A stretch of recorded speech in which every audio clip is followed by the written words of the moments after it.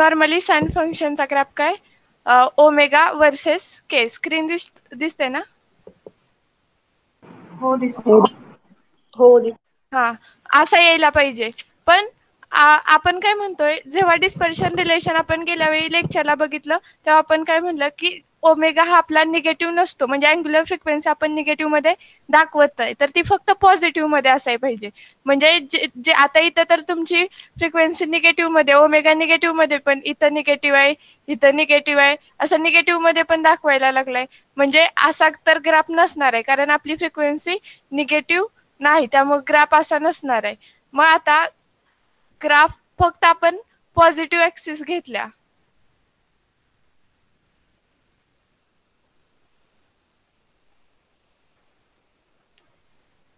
Sine function फक्त जर positive omega फक्त पॉझिटिव्ह ऍक्सिस मध्ये घेतला तर ग्राफ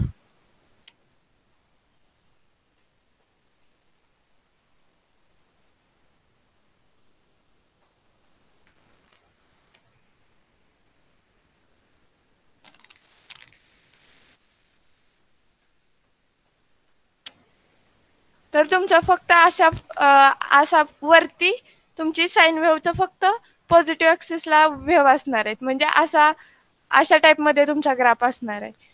पण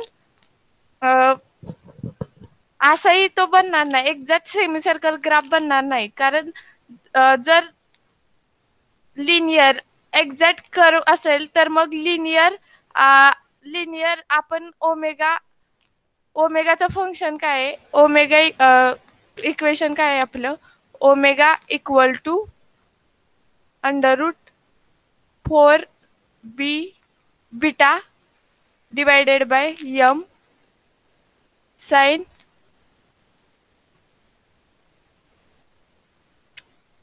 के ए बाय 2 असं तुमचं फंक्शन आहे. मग साइनचा ग्राफ एक्झॅक्ट सेमी सर्कल असा नसणार आहे, कारण के ए बाय 2 आहे, म्हणजे तो कशाला तरी लिनियर असणार आहे, काहीतरी इथं कॉन्स्टंट आहे. मग तो तो ग्राफ कसा असा नसणार आहे. ओमेगा जरी पॉझिटिव्ह असला तरी तो एक्झॅक्ट असा सेमी सर्कल मध्ये येणार नाही. मग आता बघू आपण एक्झॅक्ट तो ग्राफ कसा येईल.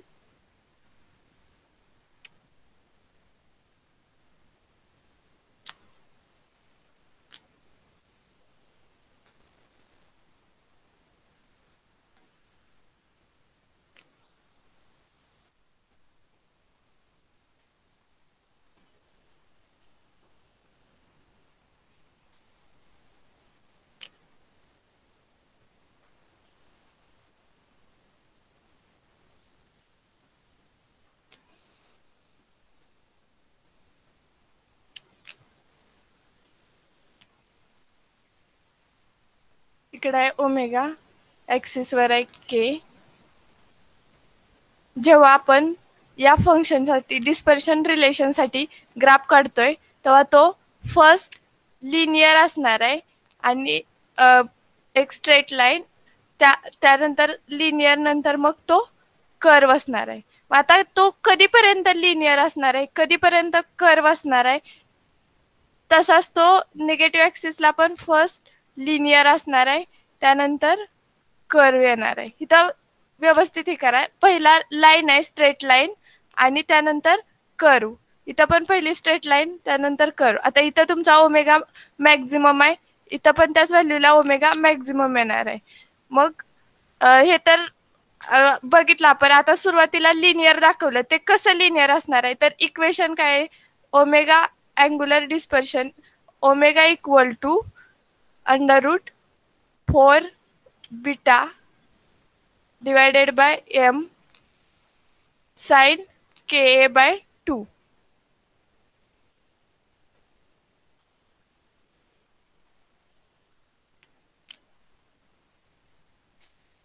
साइन के ए बाय 2 असं रिलेशन आहे. मग के ची व्हॅल्यू जर समजा तुम्ही के ची value sine K A by 2 आहे, के ची व्हॅल्यू 0 म्हणजे K tends to 0, wavelength K tends to 0 कधी असणार आहे, के इक्वल टू काय, K equal to K wave vector आहे म्हणजे 2 पाय by lambda. K equal to 2 pi by lambda. K is wave vector. When wavelength lambda increases, then K decreases. That means जसं जसं lambda maximum व्हॅल्यूला जाईल तसा K 0 कडे येईल. मग आपण वेव्हलेंथ मॅक्झिमम आहे असं कन्सिडर करू. Wavelength is maximum, then K tends to 0. जर K टेन्स टू 0 असेल तर आपण जर या फंक्शनचं लिमिट घेतलं sin KA/2, तर लिमिट काय येणार आहे? For K tends to 0, limit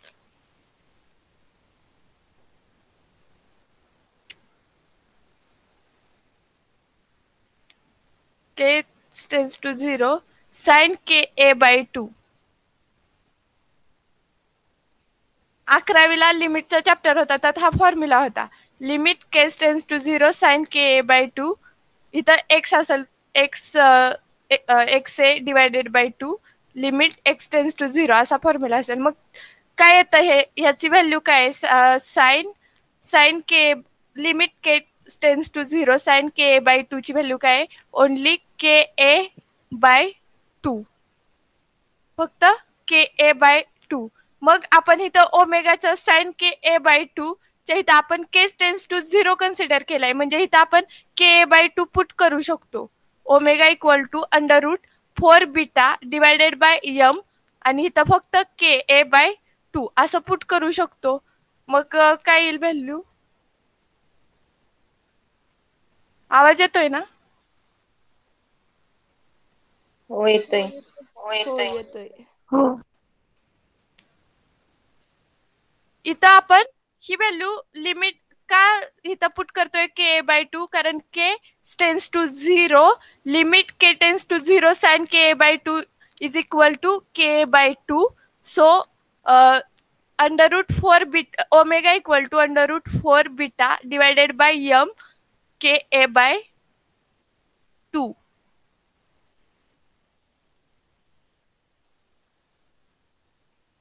KA/2.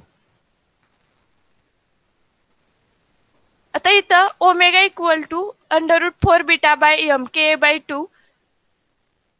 Beta spring constant, so this is fix value. बीटाची फिक्स व्हॅल्यू, कारण तो स्प्रिंग कॉन्स्टंट आहे. m मास सगळ्या आपण बघितलेलं मोनोटॉमिक मध्ये जे तुमचे लॅटिस पॉइंट आहेत त्याला प्रत्येकाला मास आहे, ते प्रत्येकाचा मास काय आहे? फिक्स आहे. सेम मास आहे आणि फिक्स मास आहे. त्यानंतर ए म्हणजे तुमचं इंटरमोलिक्युलर डिस्टन्स आहे. मग ए पण फिक्स आहे तुमचा. 2 ॲटम जेव्हा तुम्ही ॲटमची अशी डायग्राम होती तेव्हा ह्याचं काय काय मास फिक्स होतं, ह्या दोन्ही ॲटम मधलं डिस्टन्स फिक्स होतं, इथून इथपर्यंत डिस्टन्स फिक्स होतं. म्हणजे ए पण कॉन्स्टंट आहे, एम पण ए पण फिक्स आहे, एम पण फिक्स आहे, बीटा पण फिक्स आहे. मग चेंज काय होणार आहे तुमचा? के कसा काय चेंज होतोय? जसं जसं तुमचं लॅम्बडा के काय आहे? K equal to 2 pi bye lambda. जशी जशी वेव्हलेंथ तुमची इन्क्रीज किंवा डिक्रीज होईल तसं तुमचा के काय होणार आहे? चेंज होणार आहे. तो इन्क्रीज होऊ शकतो किंवा डिक्रीज होऊ शकतो. म्हणजे आपण ग्राफ काय कशावर, हे सगळं जर कॉन्स्टंट व्हॅल्यू असतील, 4 नंबर आहे म्हणजे तो तर फिक्स आहे, 2 नंबर आहे तो फिक्स आहे, बीटा एम ए ह्या फिक्स व्हॅल्यू आहेत. मग फक्त व्हेरी काय होतंय? के. आणि मग हे रिलेशन काय येणार आहे? Omega directly proportional to k. कारण बाकीच्या सगळ्या व्हॅल्यू काय आहेत तुमच्या? फिक्स व्हॅल्यू आहेत, कॉन्स्टंट व्हॅल्यू आहेत. त्यामुळं आपण हे कसं लिहू शकतो? Omega is directly proportional to k. Omega is linearly proportional to k. Then इथं स्क्वेअर नाही केचा किंवा अंडर रूट नाही, म्हणजे लिनियर प्रपोर्शनल आहे. पण कधीपर्यंत लिनियर प्रोपोर्शनल आहे? जोपर्यंत के टेन्स टू 0 हे लिमिट आहे. के टेन्स टू 0 जिथपर्यंत आहे तिथपर्यंत ओमेगा काय? Omega is directly proportional to k. So this line is linear. म्हणजे इथपर्यंत तुमचा काय आहे? के टेन्स टू 0 आणि त्यानंतर तुमचं काय आहे? इथं लिनियर रिलेशन आहे ओमेगा आणि केचं. Omega is directly proportional to k. So इथपर्यंत तुमचं रिलेशन लिनियर आहे. आणि त्यानंतर तुमचं फंक्शन काय आहे? Sign KA/2. Sign k by 2 त्याच्या पुढचं फंक्शन आहे. मग साइनचं फंक्शन असल्यामुळे पुढे काय आलं तुमची साइन वेव्ह. म्हणजे फर्स्ट तुमचं इथपर्यंत लिनियर आला आणि नंतर साइनचं फंक्शन आहे. केस टेन्स टू झिरोचं लिमिट इथं संपलं. त्यानंतर साइन फंक्शन आहे. सो इथं कर्व झालं, तुमची साइन वेव्ह आली. समजलं इथपर्यंत लिनियर का आलं ते?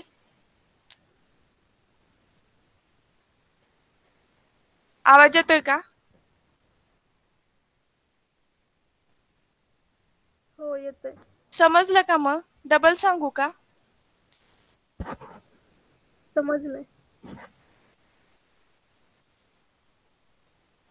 सगळ्यांना समजलंय का? बाकीचे बोला की.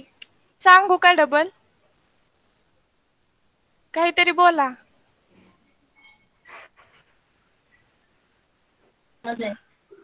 आ? समजले.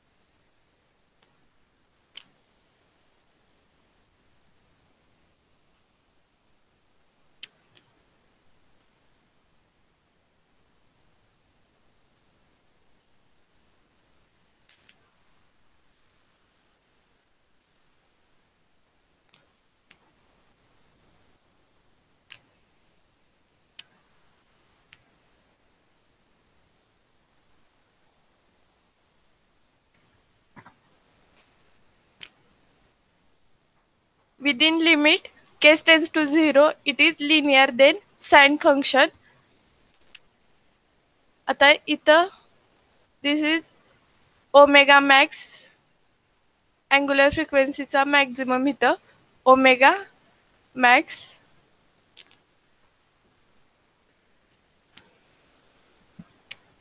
आणि इथं त्यावेळी तुमची काहीतरी के ची व्हॅल्यू असणार आहे ओमेगा मॅक्सला. इथं पण काहीतरी के ची व्हॅल्यू असणार आहे तुमची ओमेगा मॅक्सला. Omega equal to √4 beta by m sine K a. Omega max किती येणार आहे?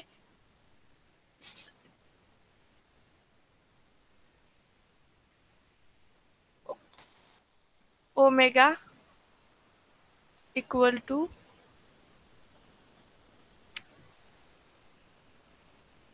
Four beta by m sine K A by 2. तर sine K A by 2 maximum sine केव्हा असतो? Sine maximum 1. साइनची मॅक्झिमम व्हॅल्यू किती आहे? 1.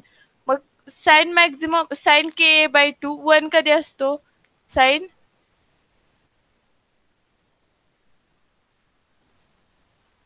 के by 2 equal to 1. Maximum value साइनची 1च आहे. 1 0 -1 अशाच व्हॅल्यू आहेत ना साइनच्या. मग मॅक्सिमम 1 आहे. मग साइन 1 कधी असतो? 90ला. Sine 90 degree equal to 1. So sine k by 2 equal to sine 90 म्हणजेच पाय बाय 2 मीन्स साइन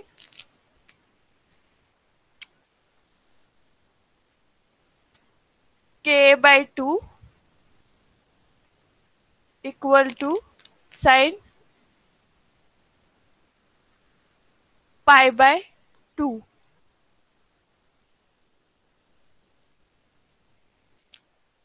आता साइन कॅन्सल झालं. K by 2 equal to pi by 2. That means k equal to k by 2 equal to pi by 2. 2 cancel. K equal to pi by a. Pi by ए. आता sine maximum value 1 आहे. That means ओमेगाची maximum value किती असणार आहे? Under root 4 beta by m. Means omega max equal to under root 4 beta by m. Then k sine k जिथं omega maximum आहे sine k by 2 1 आहे. म्हणजेच के ची व्हॅल्यू काय असणार आहे? जिथं ओमेगा मॅक्सिमम आहे म्हणजे इथं तिथं के ची व्हॅल्यू काय असणार आहे? पाय बाय ए. कशी आली कळ? K equal to pi by a. Then इथं व्हॅल्यू काय आली तुमची? पाय बाय ए. आता जर निगेटिव्ह ऍक्सिसला बघितलं तर काय असणार आहे? मायनस पाय बाय ए. इथं 0 आहे. इथं मग पाय बाय ए. त्यानंतर पुढच्या कर्वला काय असणार? 2 पाय बाय ए. इकडं -2 पाय बाय ए.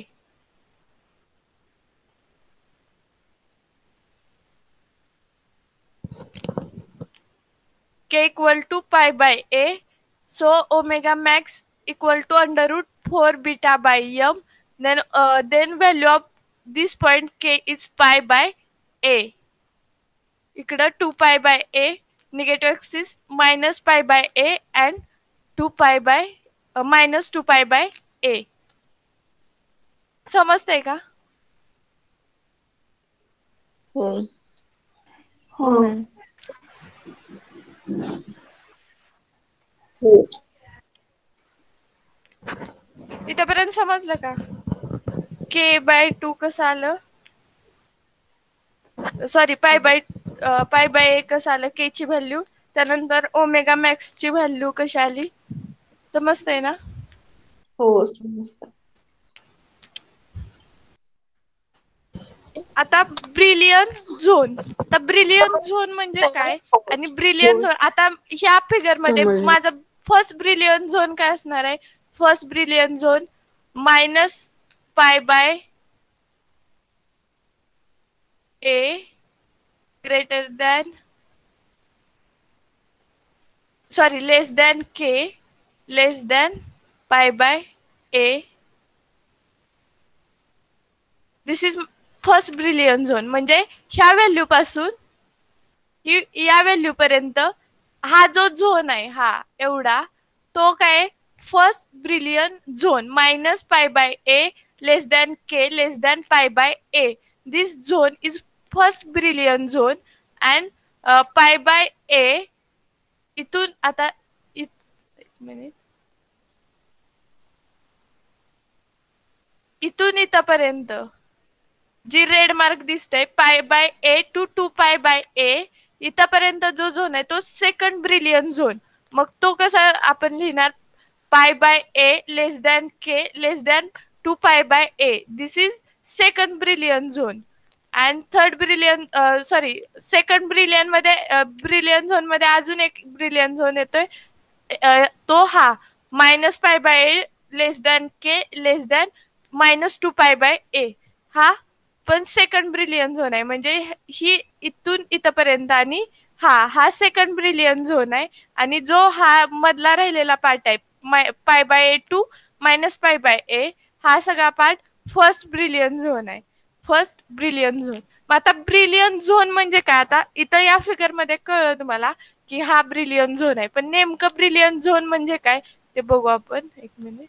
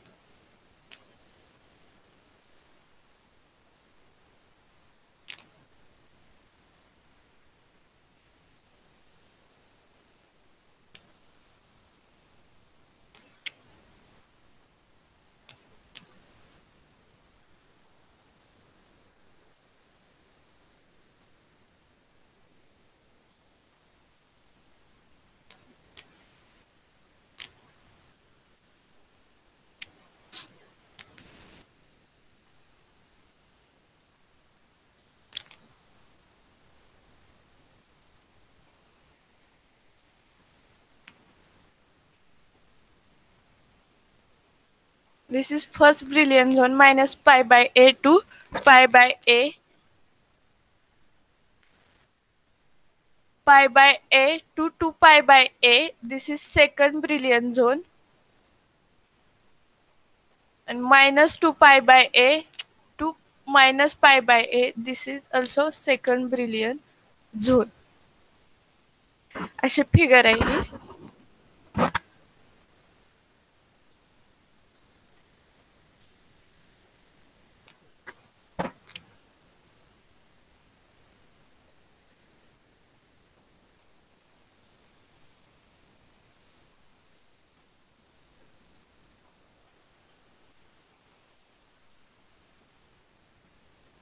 तर ब्रिलियन झोन, ब्रिलियन झोन माहिती असण्याच्या आधी ब्रॅक प्लेन काय असतं, विग्नर सीड सेरीज काय असतं, हे सगळं माहिती पाहिजे.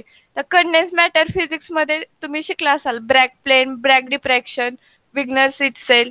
मग मी जस्ट रिव्ह्यू घेते. विग्नर सीड सेल म्हणजे काय, डायरेक्ट लॅटिस पॉइंट बनवलं, त्यात कोणता पण एक पॉइंट घ्यायचा, त्याच्याजवळ जो पॉइंट आहे त्या पॉइंटच्या इतकं कोणताच पॉइंट जवळ नसणार. हे आपल्याला कळण्यासाठी आपण एक लाईन त्या लॅटिस पॉइंट मधून एक लाईन घ्यायची, आणि फर्स्ट मी इथं डायरेक्ट लॅटिस पॉइंट घेते.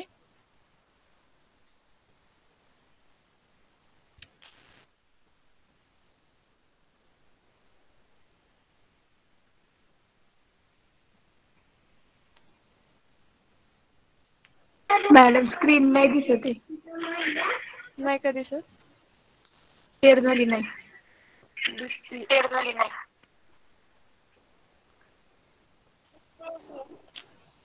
दिसतीये मॅडम. कशी काय दिसत नाही? कुणाला दिसत नाही? मग रेंज मध्ये या ज्यांना दिसत नाही. दिसते ना बाकीच्यांना? शेअर केलेले आहे स्क्रीन. हो दिसते.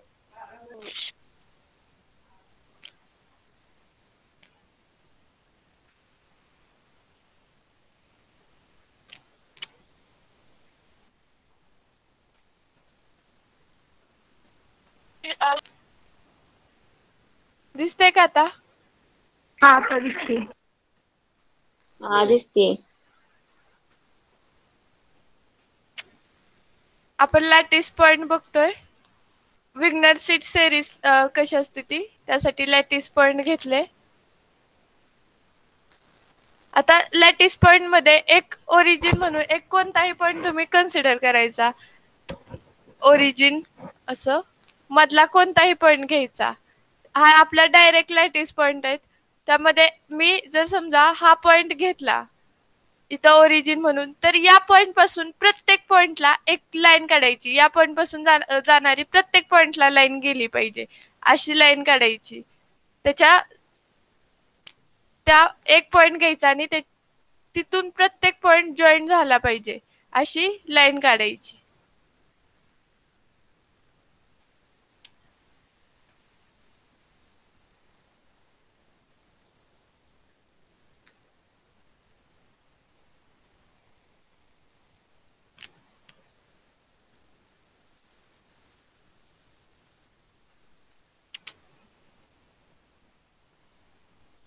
तुम्ही व्यवस्थित काढा. इथे हे होतंय. प्रत्येक पॉइंट जॉईन झाला त्या पॉइंटला, मग डायरेक्ट लॅटिस पॉइंट बनवलं. त्यात कोणता पण एक पॉइंट घेतला, त्याच्याजवळ जो पॉइंट आहे त्या पॉइंटला इतकं कोणतंच पॉइंट जवळ नसणार हे समजून घेण्यासाठी आपण एक लाईन काढली प्रत्येक पॉइंट मधून. त्यानंतर त्या सगळ्या लाईनचे परपेंडिक्युलर बायसेक्टर बनवायचे. त्या सगळ्या लाईनचे काय बनवायचे? Perpendicular bisector. जर माझे हे दोन पॉइंट घेतले मी, हा एक पॉइंट आणि हा एक पॉइंट, तर ह्याचा ही एक लाईन आहे आणि त्याचा परपेंडिक्युलर बायसेक्टर मी कसा काढणार? परपेंडिक्युलर बायसेक्टर झाला.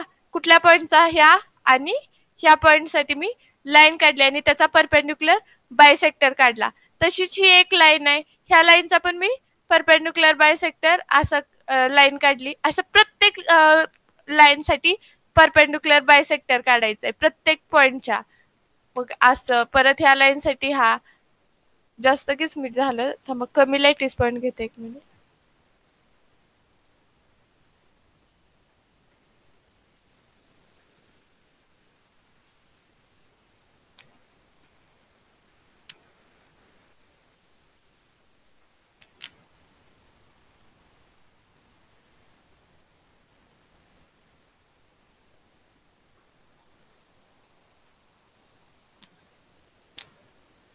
हे तुम्हाला कंडेन्सला झालेलं आहे. हा मी ओरिजिन पॉइंट कन्सिडर केला. त्या पॉइंट पासून प्रत्येक पॉइंटला लाईन, प्रत्येक पॉइंट त्या पॉइंटला जॉईन करून घेतला.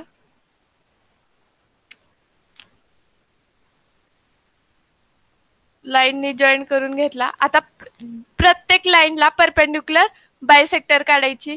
मग ह्या लाईनला मी ही परपेंडिक्युलर बायसेक्टर काढली. ह्या लाईनसाठी ही परपेंडिक्युलर बायसेक्टर, ह्या लाईनसाठी ही परपेंडिक्युलर बायसेक्टर. असं प्रत्येक लाईनला परपेंडिक्युलर बायसेक्टर काढायची. झालं, संपल्या लाईन. प्रत्येक लाईनला परपेंडिक्युलर बायसेक्टर काढली. आता हा जो तुम्हाला रिजन मिळालाय, जो हा रिजन आहे,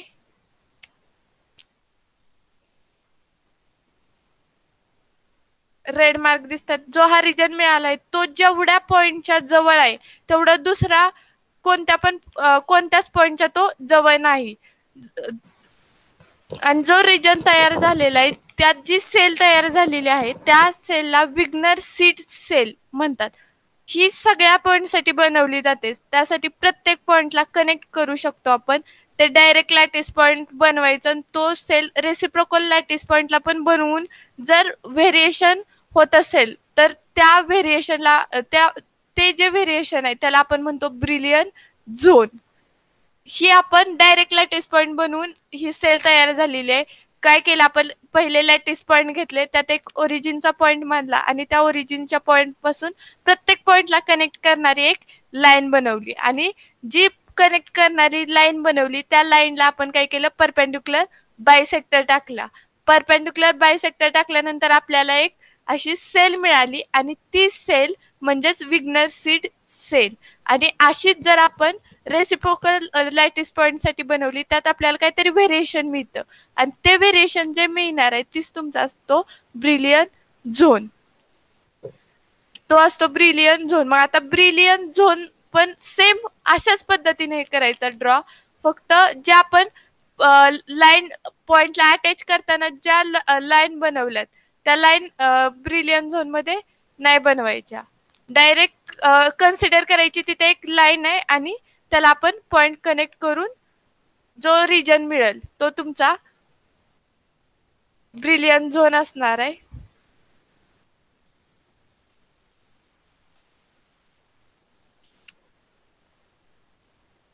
आणि ब्रॅक्स प्लेन म्हणजे काय असतात तुम्हाला ती पण कन्सेप्ट झालेली आहे ब्रॅक्स प्लेनची. जे आपण कुठला इवर्ड स्पियर, इवर्ड स्पियर असतो तो स्पियर आपण तो कशासाठी वापरला जातो तर ब्रॅक प्लेन विषयी तो इवर्ड स्पियर माहिती देतो. व्हेक्टर फॉर्म मध्ये ब्रॅक डिफ्रॅक्शन कंडिशन सांगता येते म्हणून इवर्ड स्पियर रेसिप्रोकल लॅटिस पॉइंट बनवतो. त्यानंतर कोणत्या पण जागेवरून एक्सरे घेऊन आपण इवर्ड प्लेन किंवा ब्रॅक्स प्लेन बनवू शकतो. आता ब्रॅक्स प्लेन म्हणजे काय असतं 1 मिनिटात सांगतो.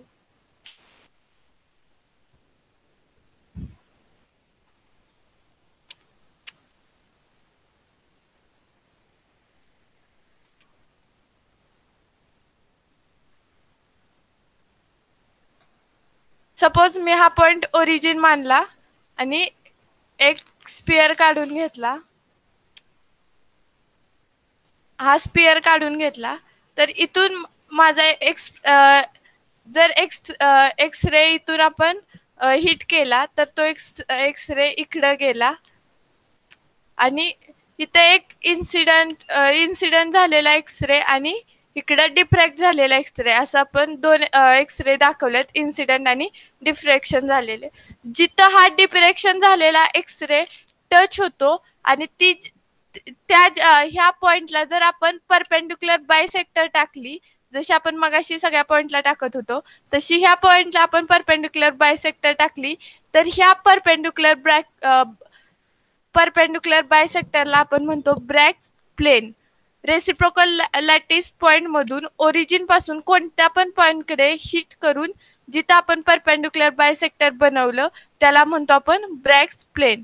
और या केसमध्ये फक्त तोच प्लेन घ्यायचा जो ब्रॅक कंडिशन सॅटिस्फाय करतो. ब्रॅक कंडिशन, आता जर मी दुसरा पॉइंट घेतला, बाहेरचा पॉइंट घेतला ह्या सर्कलच्या, तर हा पॉइंट ब्रॅक कंडिशन सॅटिस्फाय नाही करत, कारण हा जो पॉइंट आहे ह्यानं इथं हा रे आहे तो डिफ्रॅक्ट झालेला आहे आणि तो डिफ्रॅक्ट झालेला रे त्याला आपण लाईन काढून त्याला परपेंडिक्युलर बायसेक्टर टाकलाय आणि फक्त त्याच इथंच म्हणून हा डिफ्रॅक्शन प्लेन आहे म्हणून इथं आपण परपेंडिक्युलर बायसेक्टर टाकला त्यालाच ब्रॅक प्लेन म्हणायचं. जिथं डिफ्रॅक्शन होतंय तिथंच फक्त जो प्लेन येतोय त्याला फक्त आपण ब्रॅक प्लेन म्हणायचं आणि फक्त हाच ब्रॅक प्लेन असू शकतो. जर दुसऱ्या पॉइंट मधून काढला तर तो इकडच्या तर तो ब्रॅक प्लेन असू शकत नाही, कारण तो इवर्ट स्पिअर मध्ये ब्रॅकची कंडिशन सॅटिस्फाय करत नाही. मग ब्रिलियन झोन मध्ये ओनली ब्रॅक प्लेन आपण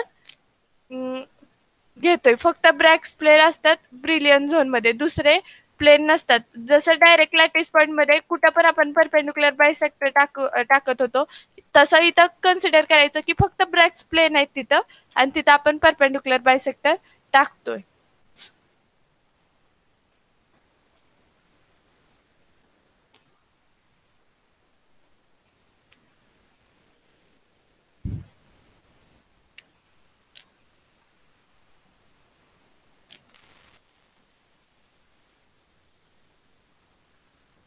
This is reciprocal lattice points. तर आता ब्रिलियन झोन बनवताना ही तुमचा ओरिजिन झालं.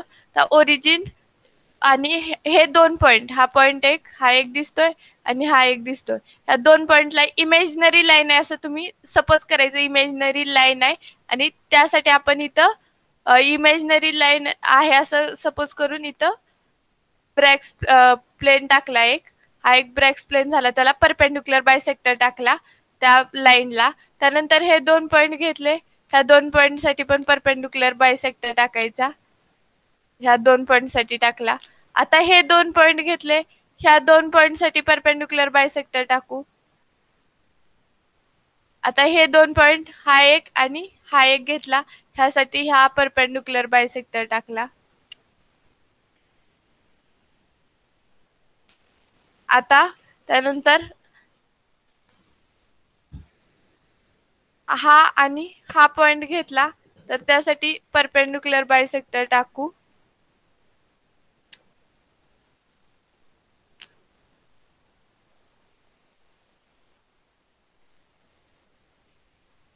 त्यानंतर हा आणि हा पॉइंट घेतला त्यासाठी परपेंडिक्युलर बायसेक्टर टाकू. तर हा आणि हा पॉइंट,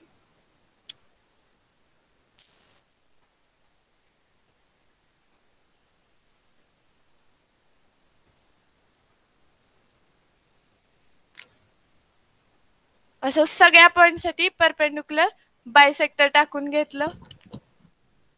कळालं का तुम्हाला हे कसं टाकायचं परपेंडिक्युलर? जेव्हा मी हा आणि इथं हा पॉइंट आणि हा पॉइंट घेते तेव्हा ह्याची इथं लाईन आहे असं सपोज केलं, ही लाईन ड्रॉ केली असं सपोज केलं, तर ह्याचा परपेंडिक्युलर बायसेक्टर कसा येणार आहे? त्या लाईनचा हा परपेंडिक्युलर बायसेक्टर येणार आहे. असं प्रत्येक पॉइंट साठी परपेंडिक्युलर बायसेक्टर टाकून घेतलं. कळतंय का? आवाज येतोय का? हो येतोय. कळत नाही का? हो येतोय. समजतंय. आता ओरिजिन पासून जर तुम्ही ओरिजिन पासून निघाल्यानंतर फर्स्ट ब्रॅक प्लेन पर्यंत फर्स्ट ब्रॅक प्लेन क्रॉस न करता, फर्स्ट ब्रॅक प्लेन कोणती तुमची? ही फर्स्ट ब्रॅक प्लेन आहे. त्यानंतर ही फर्स्ट ब्रॅक प्लेन आहे, ही फर्स्ट ब्रॅक प्लेन आहे आणि ही ह्या 4 तुमच्या फर्स्ट ब्रॅक प्लेन आहेत. मग ओरिजिन पासून निघाल्यानंतर फर्स्ट ब्रॅक प्लेन क्रॉस न करता जो तुमचा रिजन येतोय हा फर्स्ट ब्रॅक प्लेनच्या आतला रिजन तो काय असणार आहे तुमचा फर्स्ट ब्रिलियन झोन.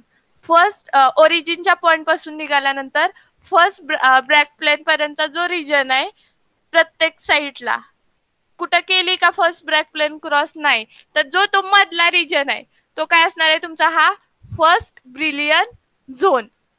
ही फर्स्ट ब्रॅक प्लेन आहे ही एक ब्रॅक प्लेन आहे ही कोणतीच ब्रॅक प्लेन क्रॉस न करता जो मधला रिजन आहे तो असणार आहे तुमचा ब्लॅक कलरनं डिनोट केलेला फर्स्ट ब्रिलियन झोन. त्यानंतर एक ब्रॅक प्लेन क्रॉस करून दुसऱ्या ब्रॅक प्लेन कडे दुसरी ब्लॅक प्लेन क्रॉस नाही करायची फक्त एक क्रॉस करायची. म्हणजे मी ही क्रॉस केली ही ब्रॅक प्लेन आणि जो हा रिजन आहे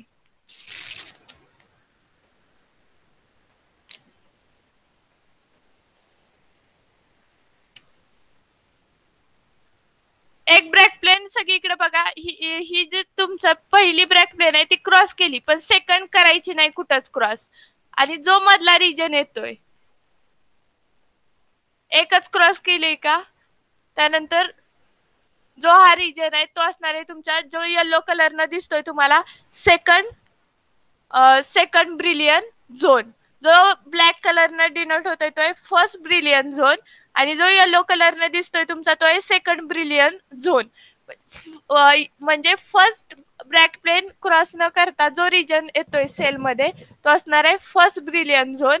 आणि फर्स्ट क्रॉस करून सेकंड क्रॉस नाही करायची फक्त एक क्रॉस केली म्हणजे सेकंड सेल मध्ये गेला म्हणजे तो जो सेल येतोय तो आहे तुमचा सेकंड ब्रिलियन झोन.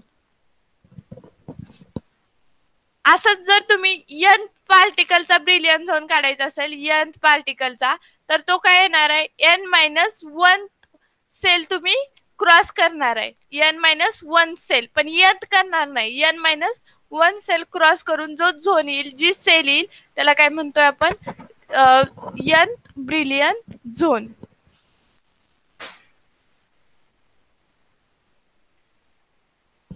मग हा जो फर्स्ट आहे ब्रिलियन झोन त्या फर्स्ट ब्रिलियन झोनचे आपले मगाशी त्या ग्राफ मध्ये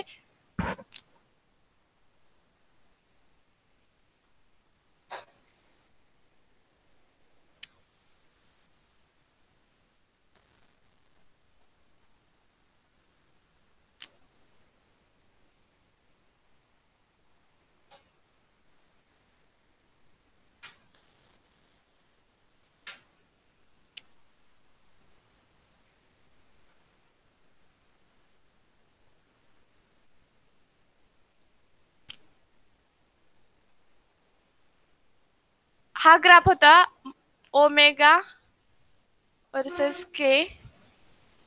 हा जो रिजन होता -π/a to π/a this is first Brillouin zone. that means this cell only this cell π/a to -π/a या रिजन मध्ये π/a to -π/a ही एवढ्या व्हॅल्यू आहेत म्हणून ही जी सेल दिसती मधली तुम्हाला ब्लॅक कलरची ती सेल कसली असणार आहे फर्स्ट ब्रिलियन झोन तो इथं असणार आहे π/a to -π/a.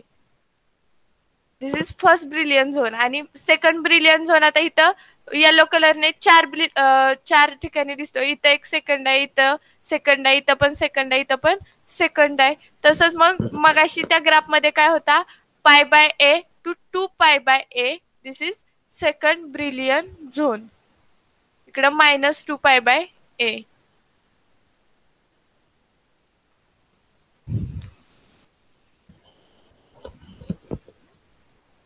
समजतंय का? आवाज येतोय का? हो समजतंय. हो येतो.